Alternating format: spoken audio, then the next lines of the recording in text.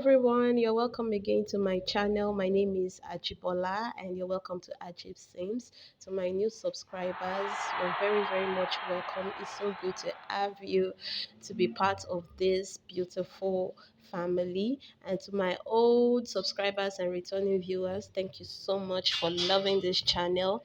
So today I'm going to be teaching you on how to make this beautiful vibrant looking cape circle boo.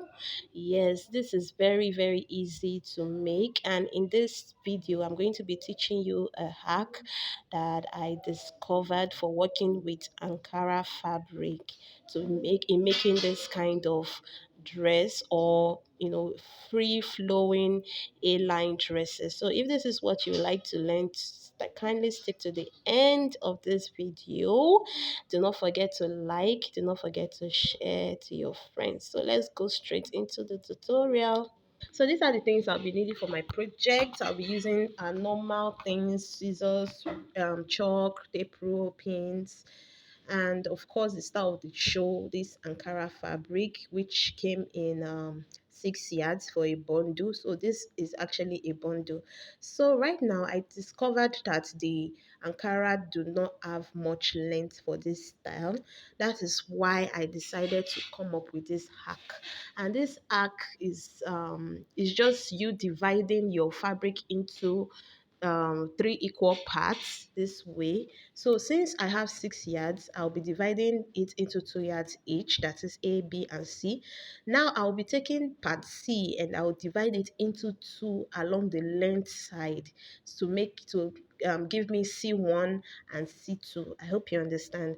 I'm going to divide part C into 2 equal parts along the length area. Then after dividing it, I'm going to pick up C1 and I'll add it to part A along the length side. I'm just going to stitch, and when I mean length side, it means the total length of my fabric where that fabric label is. So I'm going to sew it there, and after that I'll be taking part C2 to join with part B, and I'll be sewing it along the length side as well. So when you do this, you're going to have two different equal parts of your Ankara, and this will represent the front and for the back.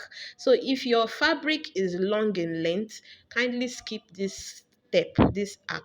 It's for this arc is for those people that want to sew this style without having a fabric that has much length. So if you're going to experience trouble in the length of your uh, cycle dress, just do this method and you'll be fine. So right now what I'm just going to do, I took one part and I'm going to fold it like this, like a triangle, like when you want to cut your circle skirt, half circle skirt. So I'm going to fold it this way. You can see the joining I made there. You can see it. And this journey has made my Ankara to look long in length. If not, I will not be able to achieve this easily. So here I am, just making sure that all sides are equally placed on top of themselves like this.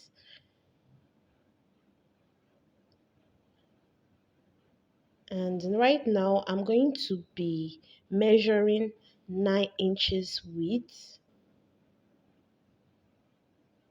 from the top of the triangle there. And this 9 inches is just my shoulder measurement divided by 2 plus 1 inch. So I'm just going to be rolling a line this way. And from the center fold there, I'll be marking in my neck width. I made use of 5 inches in my own case, but you can make use of any depending on the style you want for your neckline, any amount. So I went down by 5 inches again for my neck depth for the front.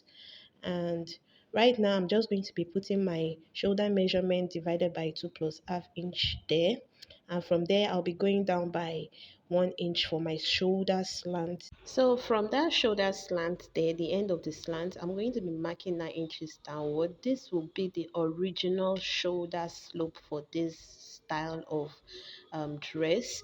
If you look at the picture well, you will notice that the shoulder slope of the dress is quite slopey.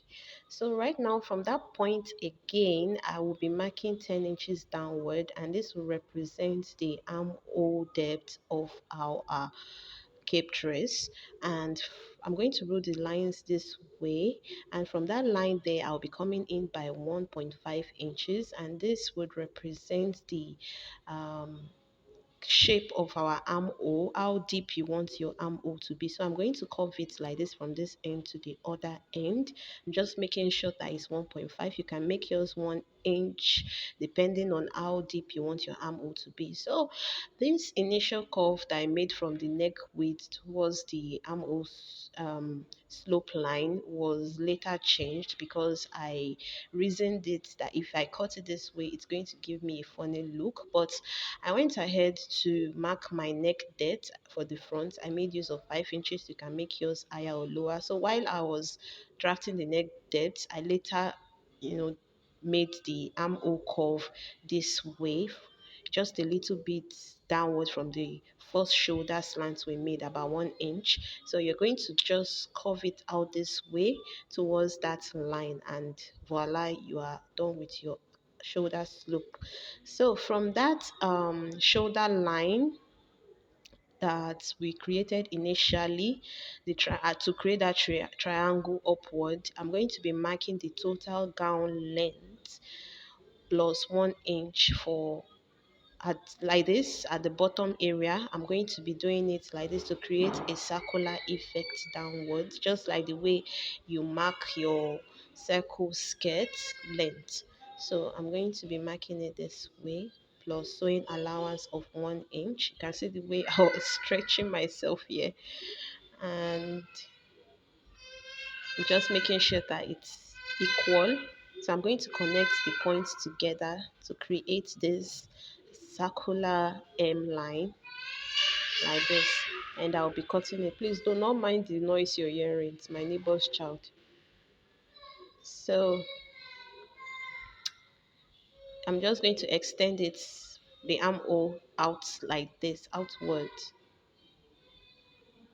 I'm just making sure everything is in place before cutting it. And guys, this is what you should do immediately you're done drafting your pattern directly on your fabric. Don't cut immediately. Just make sure that you observe them. Make sure you take, you remeasure it so that you will not make mistake. You will not realize that you've made mistake at the end. So don't mind me. I was just here playing with the neckline. I was trying to determine how deep I want my neckline to be. So after reassessing my measurements and I'm sure and satisfied with them, I took my scissors and I cut out the M line this way. Just beginning to cut it, starting from the M line. You can start from anywhere you choose. So this pattern is for the front of my dress, is the front pattern. And now I realized that to make things easy, let me just put in the back neckline. I made use of 1.5 inch for the back. So I'll be cutting the back neckline first before, so that I can use it to cut out my back pattern. So that's me just extending from the armhole, I'm just extending it that way. So if you have, sufficient fabric that is wide enough, you can just, draw a line from that armhole like an A shape. But my fabric was not sufficient, so I left it that way. So I'm going to be cutting out the shoulder slope this way, and my armhole area this way, and I'll be cutting it out this way.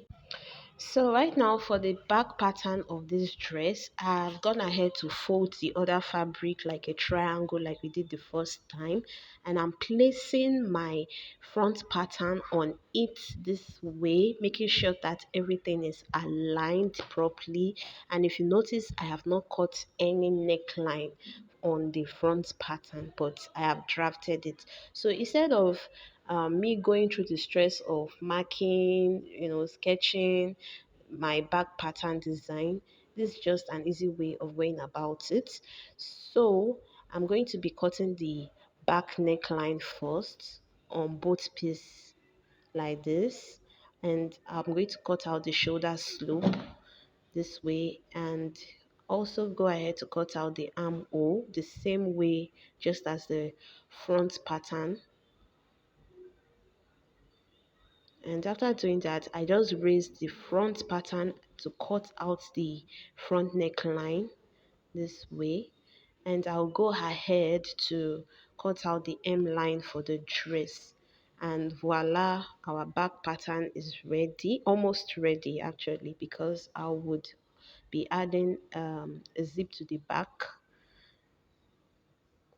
and the zipper aspect is quite optional. My client demanded for a zipper to be attached to our dress for personal reasons, so I went ahead to cut out the slit, like the to divide the back pattern, I mean. So I'm just going to cut it this way, just splitting it into two along the center fold.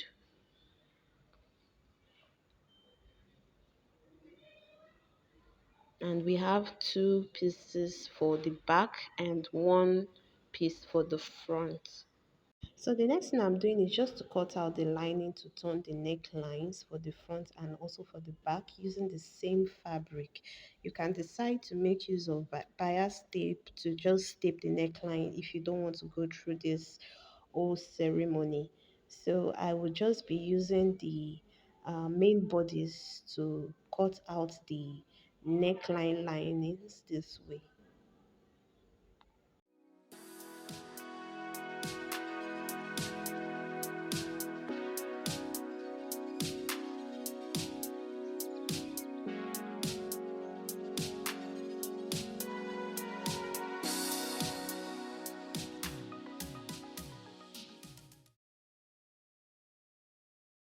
So the sewing part is quite very easy and straightforward. I went ahead to interface my neckline linings, and I also used them in turning the neckline of my front and my back neatly, and I gave it a good press. You can see the way I'm showing you here.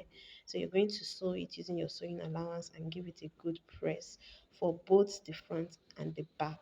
So after doing that, I also went ahead to hem the armhole area using my sewing allowance for both the front and the back. And it also came to my mind that you can add sleeves to this, just straight sleeves if you don't want sleeveless. So after doing that, I opened up my front pattern, and I placed my back pieces on it this way, making sure that they are both aligned properly along the shoulder area, slope area, and I sewed it down the shoulder slope using my sewing allowance, the hem, and also the sides of it. And that is all for this tutorial. You can see that it is very easy to sew, no wahala. And I also went ahead to install my zipper for my clients. You can skip this, like I said earlier on, if you don't want.